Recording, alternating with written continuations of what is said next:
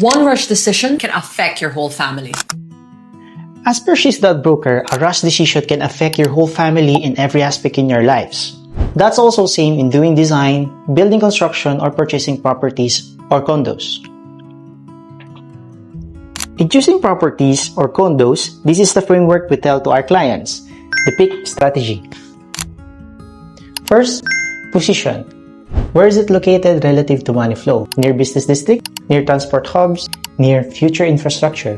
Because location determines rent demand and appreciation. Hindi ka bumibili ng property, hindi accessibility. Second, income. Will this condo pay for itself? Check the rental rates area. Compute your annual rent and divide by property value. If the yield is weak and appreciation is uncertain, you're buying liability and not an asset.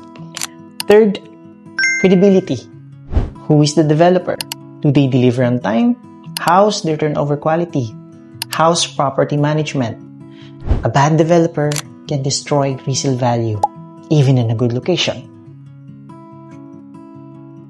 Fourth, key entry. Your profit is made when you buy, not when you sell. Are you entering early enough? Is there launch discount? Is infrastructure about to boost value?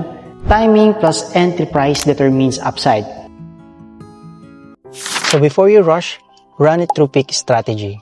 Position, income, credibility, and key entry. If one fails, pause.